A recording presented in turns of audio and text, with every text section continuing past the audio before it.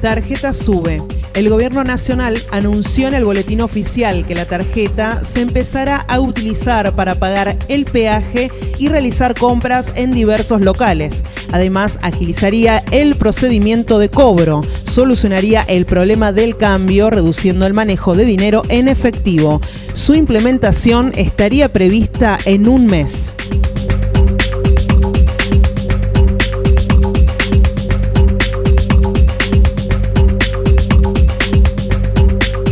La bajada de bandera costará 11 pesos y la ficha 1,10 en horario diurno, y por la noche entre las 22 y 06 costará 13 pesos con 20 y la ficha 1,32 centavos. Accidente de 11. 80 personas resultaron heridas luego de que Julio Benítez, maquinista del Chapa 5, chocara contra la contención de la estación 11. Esta semana fue sometido a exámenes clínicos y psicológicos luego de que se lo acusara de robar el disco rígido de la cabina. Familiares de las víctimas expresaron que no pueden vivir de tragedia en tragedia y piden una rápida intervención de la justicia.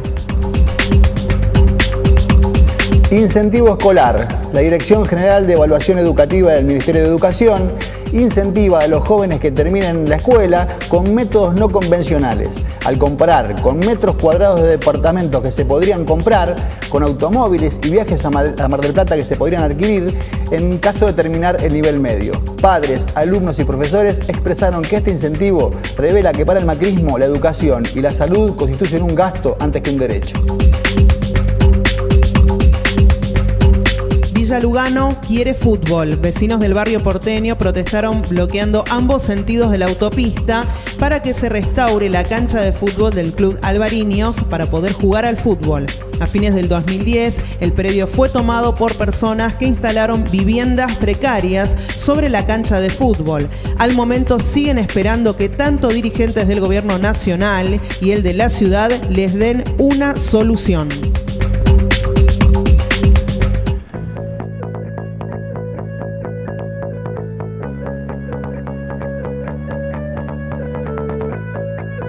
Esta noche, en Hilemos Fino, el tema a tratar es el derroche de alimentos. Como consecuencia de ello tenemos una invitada, Renata Balgiusti, que es miembro de Ultera. ¿Cómo estás, Renata? Hola, ¿qué tal, Blas? ¿Cómo andás? Contame un poquito qué es Ultera. Bueno, Ultera es la Unión Latinoamericana de Técnicos Rurales. Es una red de técnicos que se encuentran a lo largo de todo el país. Algunos especialistas en agricultura, otros en sanidad. También hay técnicos de otros lugares de Latinoamérica. Y bueno, digamos que nos juntamos. Sí. Para trabajar y fortalecer el proceso de soberanía alimentaria de América Latina. Vos sabés que históricamente Argentina fue como el granero del mundo, ¿no? Estamos en un lugar, en una tierra en donde lo que plantes crece, se puede producir diferentes tipos de alimentos, y de repente como confrontando esa situación, vos ves que tanto en el mundo entero, si vos ves a distintas organizaciones que dan cifras como que 7.000 niños por día se mueren de hambre, en la Argentina mismo hay lugares donde hay zonas de hambre con índices muy altos. ¿Por qué se dan ese tipo de cosas? Bueno, evidentemente un problema de producción de alimento no es. Seguro. ¿No? Si estás diciendo vos que país es el granero del mundo y se dedica a la producción de alimentos y tiene la capacidad hasta de exportar alimentos, se ve que no es un problema de la producción de alimentos, sino que el alimento no llega donde tiene que llegar o no llega de la misma manera a todas las partes por igual, ¿no? ¿Y en la Argentina somos una población que desperdicia alimento? Y sí, como todo, como el mundo hoy, ¿no? Como la sociedad, es una sociedad que consume y además produce excesos de desperdicio de alimentos. Ahora digo, es una sociedad que consume, todas las sociedades consumen. Consumidos en exceso... ¿Vos sabés cuántos millones de obesos tiene el mundo? No. 1.600 millones de gente con obesidad, con problemas de obesidad. ¿Y eso por qué se da? Y bueno, ahí es un síntoma de excesos, ¿no? Además de la capacidad que tenemos hoy en día de generar basura, desperdicios. Es muy común que en los puertos de Europa, por ejemplo, containers llenos de alimentos que de repente no cumplen con la calidad que se requiere, se tiren al mar porque cuesta más volverlos a traer que tirarlos y dejarlos ahí a merced de los... Es muy loco, con los números que venimos hablando, es loco que se tiren alimentos por ese motivo. Ahora digo, insisto, volviendo a retrotrayéndonos al inicio, ¿no? ¿Se produce mal? ¿Se sobreproduce? ¿El consumidor es víctima de necesidades creadas, por ejemplo?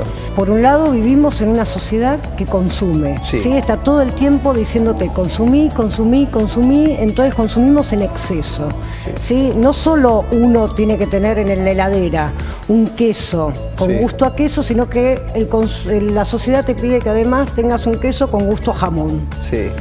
¿Por qué necesitas tener eso? Y entonces, por un lado hay un exceso del mercado que te exige que consumas, y ahí se produce un desperdicio de alimentos porque tenés más de tu capacidad de consumir.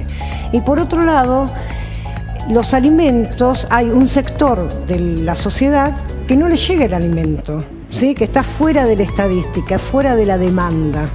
¿Sí? ¿Pero es por una cuestión logística o una cuestión de rentabilidad de las empresas haciendo foco en la gente que tiene más poder adquisitivo?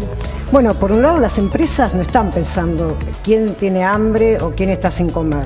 La empresa, la producción de alimentos se ha convertido en un bien para la empresa, donde no está pensando a ver si alimentamos o no al mundo.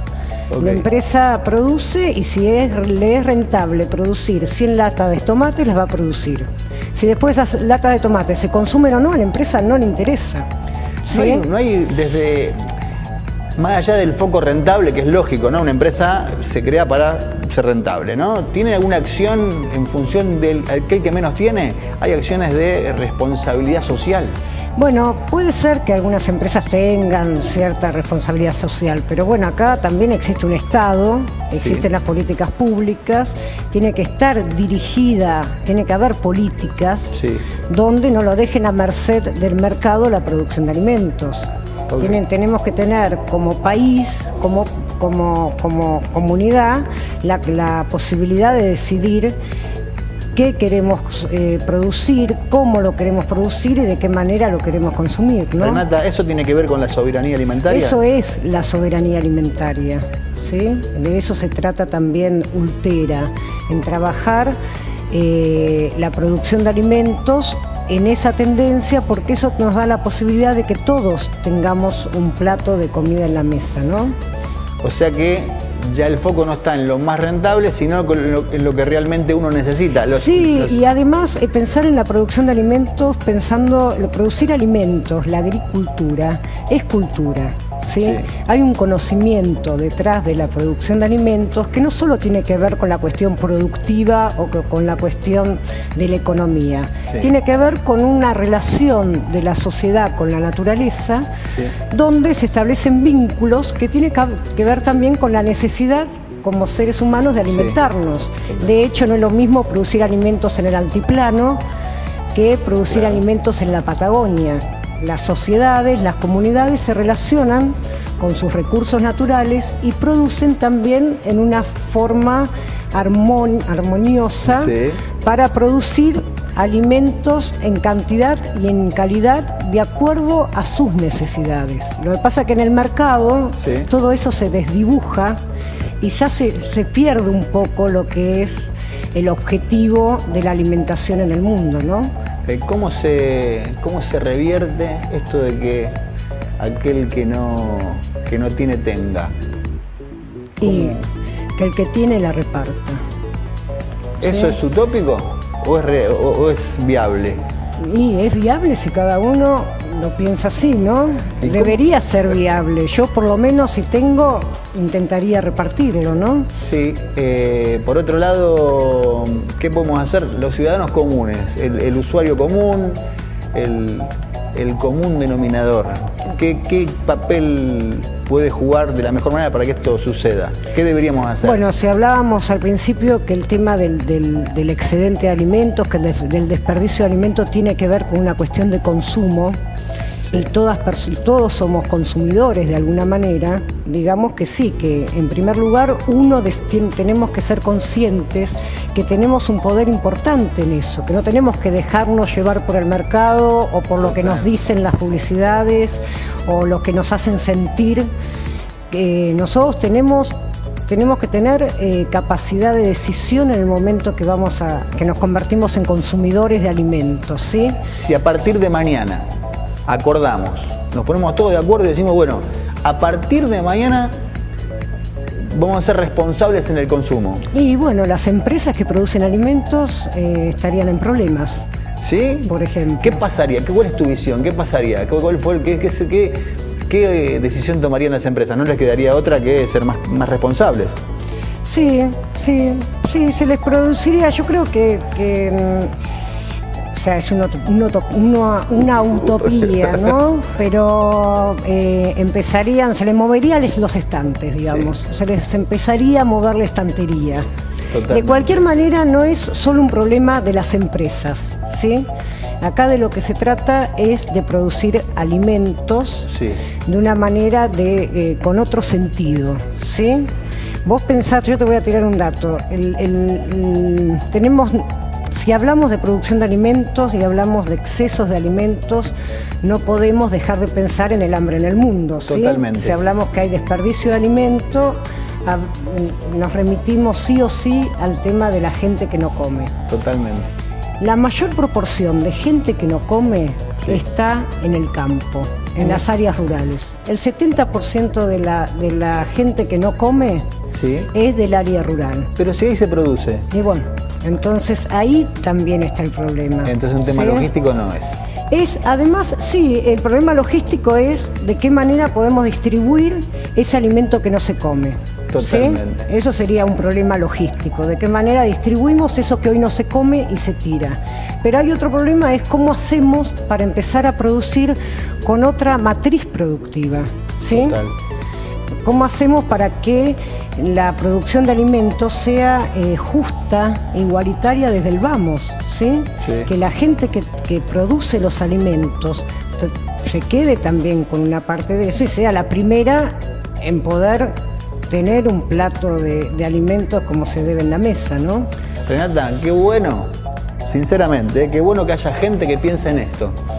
Cuando parece que, en serio, el común denominador... No, sí, hay mucha más gente de lo que uno se imagina. Muy bueno. ¿Sí? Hay mucha más gente. Eso es muy bueno. Muchas gracias, Renata. No, por favor, gracias bueno, a ustedes.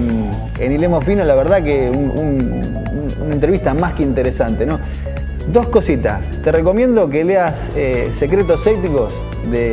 Escándalos éticos, de Bernardo Klinsberg, donde vas a ver algunos datos estadísticos que son estremecedores.